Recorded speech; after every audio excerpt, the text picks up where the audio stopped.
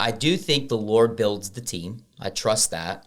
But he's put a leader in place to discern that. And so there's some caution that I take in building my team.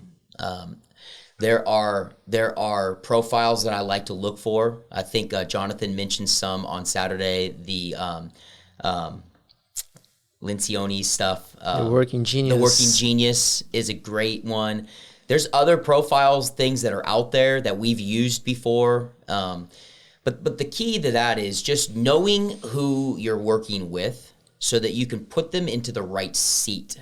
That's the discernment of the leader. You just got to be able to say, I know who this person is. I know how they think. I know what they thrive on. And I'm going to make sure that they are in the right seat so that they can flourish in their calling. That's discernment. But that also means there are times that there are good people that I don't hire or that I don't bring into a role.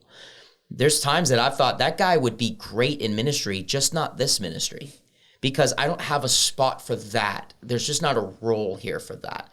Now, I want them to be involved, and if God brought them to the church, there's a place in the body for them. It just might not be the place they think it is or they want it to be. So that's discernment on our part. And then nurturing a culture amongst our team where we recognize the strengths, we recognize the things that they thrive on, and championing that or plugging into that. So there are things that some of our team just isn't good at. So we're just not going to include them in the meeting. And that's okay, because that we don't want to frustrate them and we don't want them to frustrate us. So we're just not going to include them in the meeting. But we want a high level of unity on the things that we must be unified on. That's the chemistry.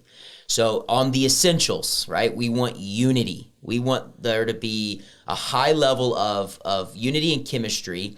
So those things have to be clear. These are our values. This is what we're going after. This is our purpose statement. This is our theology. We want to make sure that that's clear. But then we don't want uniformity.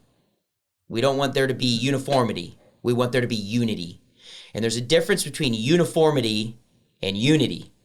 Uniformity is everybody's like me.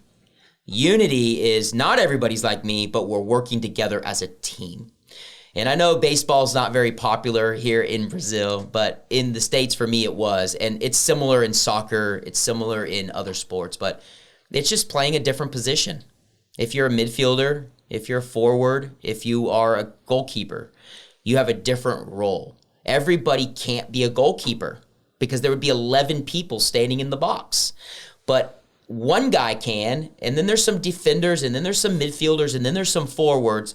And if everybody knows their role and their position and knows to play their position, there can be unity, but there shouldn't be uniformity. And that's when a team dysfunctions.